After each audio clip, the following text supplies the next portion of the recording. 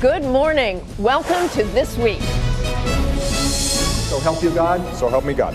The president takes a stand. We are made for this moment, and we will seize it. How far will he push in his new term? The Secretary of State takes on her critics. What difference at this point does it make? And tough words as Republicans regroup. We've got to stop being the stupid party. Plus, senators crossing the aisle to work on immigration reform. What's in their plan? We'll ask our headliners, Arizona Republican Senator John McCain and New Jersey Democratic Senator Bob Menendez. Then our powerhouse roundtable takes on all the week's politics. And is there really a controversy over this? You know who caught her? Lance Armstrong. Yeah, he is such a stickler for the truth now. Joining us, George Will, Democratic strategist Donna Brazile, Republican Congressman Dave Schweikert, New Republic publisher and Facebook co-founder Chris Hughes, and the host of NPR's Morning Edition, Steve Inskeep. From ABC News, This Week with George Stephanopoulos. Reporting from the Newseum in Washington, Martha Raddatz.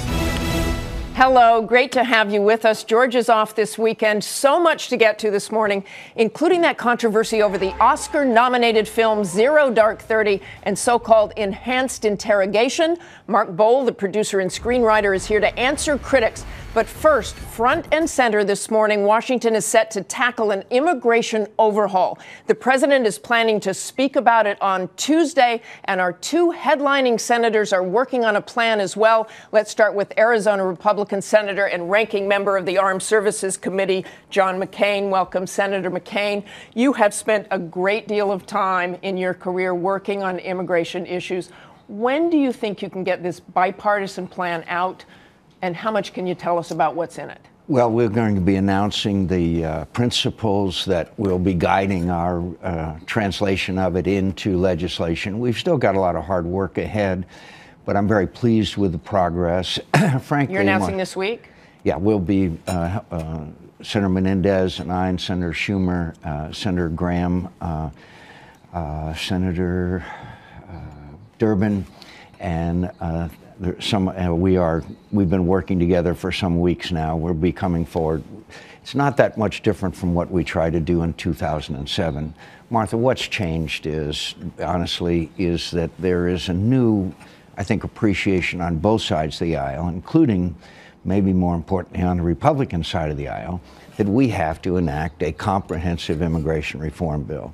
So this is comprehensive. It's not piecemeal. Yeah, this piecemeal stuff, the way the Senate works, very briefly, is that if you bring up one section of it, somebody has an amendment that brings up another part. We've seen a lot of that lately. We've definitely seen a lot of that. But what about a path to citizenship? That has to be also part of it. But, you know, from my perspective also, and I'm sure that Senator Menendez understands, as Senator Schumer and Durbin do, that my state, most of the drugs now coming across the Mexican border into the United States comes through across the Arizona-Sonora border. So border enforcement also is a very important aspect of this. We have made progress on border enforcement. There has been significant improvements, but we've still got a ways to go. But I'm confident, guardedly optimistic that this time we can get it done. Citizenship is obviously the most controversial aspect for some of your Republican colleagues. And you've gone back and forth. In 2005, you were for it. By 2010, you wanted border security first and, quote, certainly no amnesty. So you're solidly behind a pathway to citizenship. How do you convince some of those Republicans who are not behind it? Well, first of all, I've always been for border security. I mean, there are citizens in my state who do not live in a secure environment. We live in a pretty secure environment here. Certainly in the Senate, we've got guards around everything.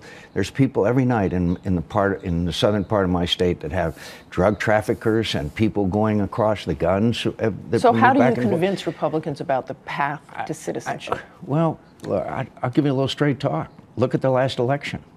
Look at the last election. We are losing dramatically the Hispanic vote, which we think should be ours for a variety of reasons, and we've got to understand that. Second of all, we can't go on forever with 11 million people living in this country in the shadows in an illegal status. We cannot forever have children who were born here, who were brought here by their parents when they were small children, to live in the shadows as well. So I think the time is right. By the way, we just acted to avert a nuclear option in the Senate. Believe it or not, I see some glimmer of bipartisanship out there. How about, we've got President Obama out this week also pushing a plan. Yes. Does that help, hurt? I think it helps. I think it's important that we all work together on this. I think it can be helpful, and I look forward to us sitting down. I'm sure we will, the group of us who are working on this legislation with the President and the White House and our colleagues on the other side of the Capitol. I want to move to Benghazi. Obviously, the hearings this week, some very contentious part of those hearings. What were you really trying to accomplish in that? You knew a lot of the answers. All the senators knew a lot of the answers because of the Accountability Review Board. So what were you looking for there? Well, first of all, we don't know a lot of the answers. We don't know why the President and the Secretary of State ignored the warnings. Why didn't the Secretary of State, who said she was, quote, clear-eyed about it, not see the cable that came on August 15th that said the consulate cannot stand a sustained attack on the consulate? Why wasn't Department of Defense assets there in 7 hours? That went on. Two of these people. Some of those questions were killed. answered in the review. Some of the questions have come out of the Pentagon and have been answered about why it took so long. Actually, not satisfactorily. Why in the world on September 11th, of all days, with all these warnings, didn't we have assets there for 7 hours? There's so many questions that are unanswered. So this is not over in your mind at all? What did the President do during this period of time? There's 2 movies been made about getting bin Laden with every tick-tock of every minute. We still don't know what the President was doing. But more importantly, Martha, more importantly than that, very quickly, is what's happening all over North Africa. What's happening in the Middle East? Things are deteriorating in a rapid fashion, and it's because of a lack of American leadership. Deteriorating certainly in North Africa. A lot of presence of Al Qaeda. Let's Iraq, also talk about. Let's go to Syria. Let's talk about Syria. I actually spoke to Secretary of Defense Leon Panetta last week about Syria, and he had some pretty alarming things to say. He basically said those shells that the U.S. knew they were loading, artillery shells, are still sitting there loaded with chemical weapons. Take a listen to this. Well, they'd have to obviously decide whether they're going to put them on planes or try to load them into artillery, weapons of one kind or another. There are different ways to deploy this stuff. Are we talking about minutes, hours? I think it's the kind of thing that would still take a matter of hours to be able to do it. That's the red line for the Obama administration, but you have really backed arming the rebels and a no-fly zone. Yes, the rebels are, Bashar Assad is being supplied by the Russians and the Iranians with Iranian Revolutionary Guard on the ground with weapons. Everything that the opponents of intervening in Syria said would happen if we did have now happened because we haven't. The president said it's a red line, the use of chemical weapons. Bashar views that as a green light for everything less than that. How do you know who the rebels people have been How killed. do you know who those rebels are you're arming? I've met them. You haven't met them all. No, but I've certainly met enough to know who they are. But the sad news is that as every day goes by, more and more jihadists gain more and more influence, and there's more and more of their presence, which is going to make the post-Bashar Assad situation even more and more complicated. The jihadists are pouring in there. So, of course, I know who they are. Tell me quickly, Chuck Hagel. Yeah. Does he have your backing now? You met with him this week. No, but I want to see what happens in the hearing, and I think it'd be important to make a judgment after that.